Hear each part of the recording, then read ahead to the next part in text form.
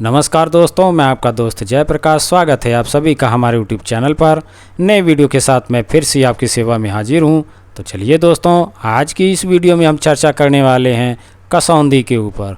जी हाँ दोस्तों, जो ये आप झाड़ी नुमा देख रहे हैं, इन्हें ही कसौंदी कहा जाता है और इसे हिंदी में कसौंदी कासमर्द कहा जाता है और उर्दू में इसे कसौंजी कहा जाता है। अंग्रेजी में इसे कॉफ़ी वीड कहा जाता है। और इसके विषय में बात करें तो कसौंदी की झाड़ियाँ भारतवर्ष में सभी जगह देखे जा सकते हैं। खाली पड़ी जगहों पर, खेतों के आसपास, सड़कों के किनारे, वनों तथा बाग बगीचों के आसपास कसौंदी अक्सर दिख जाती है।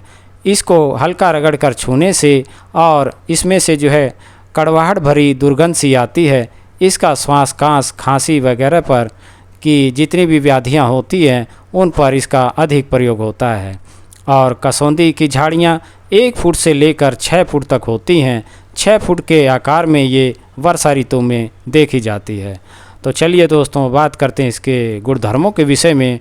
तो कसौंदी वात कफ शामक और कुष्ठघन होती है और यह विषग्न भी होती है।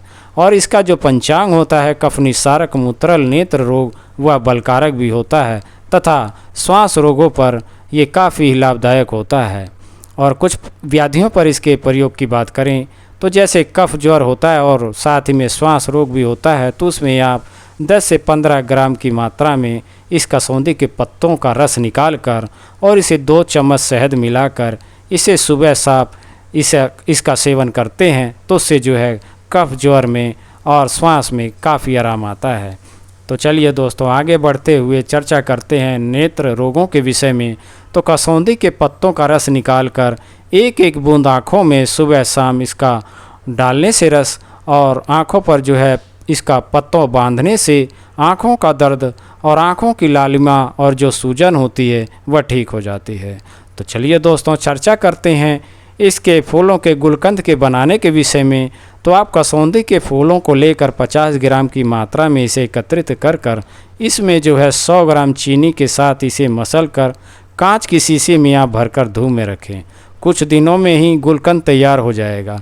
3 से 6 ग्राम की मात्रा में आप इसका सेवन करते हैं तो उससे जो है पेट साफ होता है और पेट के विकारों में काफ़ी आराम आता है। तो चलिए दोस्तों, बात करते हैं कामला के विषय में, जिसे पीलिया कहा जाता है। तो कसौंदी के पत्तों को लेकर 2 से 4 काली मिर्च के साथ पीसकर और छानकर सुबह शाम पिलाने से पीलिया में काफ़ी आराम आता है। और आगे बढ़ते हुए चर्चा करते हैं हिचकी के विषय में।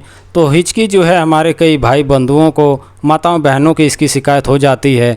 तो वह इस प्रकार से इसका प्रयोग करें कि कसौंदी के 10 ग्राम पत्तों को लेकर 1 गिलास पानी में पकाकर और इसका जो है काढ़ा तैयार करें और चौथाई शेष रहने पर छान कर इसे रख लें।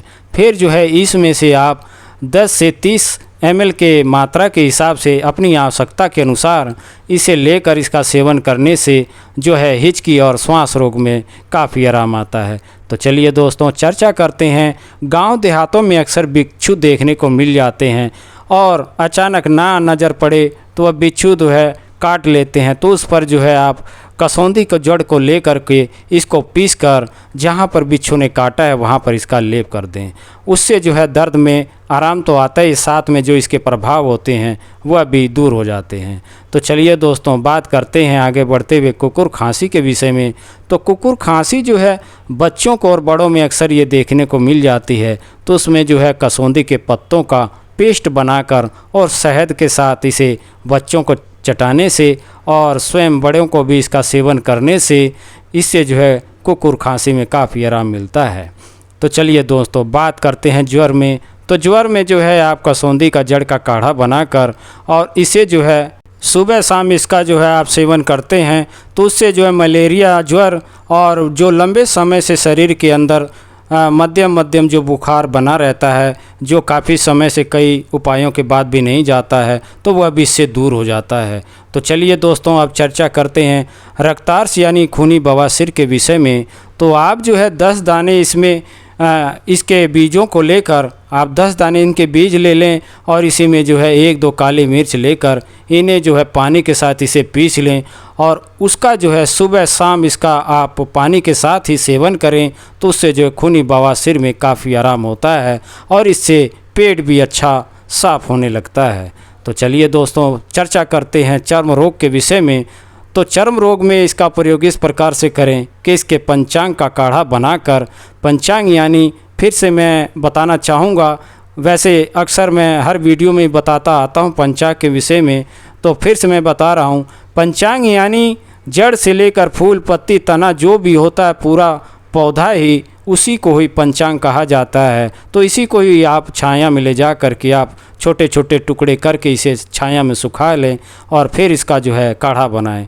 तो इसका काढ़ा बनाने के बाद में 20 से 30 मिली की मात्रा में इसे लेकर सुबह शाम इसका सेवन करते हैं और पिलाते हैं, तो उससे जो है रक्त शुद्ध हो जाता है और चर्म रोगों में आराम आ जाता है। तो आशा करता हूं कि मेरा ये वीडियो आपको पसंद आया होगा। मेरा ये वीडियो आपको पसंद आया तो कृपया कर इसे लाइक शेयर और सब्सक्राइब करना ना भूलें। साथ ही बेल आइकन को भी प्रेस कर लें ताकि आने वाली हर वीडियो आप तक पहुंचती रहे। तो आपके स्वास्थ्य की कामना के साथ अब मैं आपसे विदा चाहूँगा। नमस्कार, जय हिंद, जय भारत।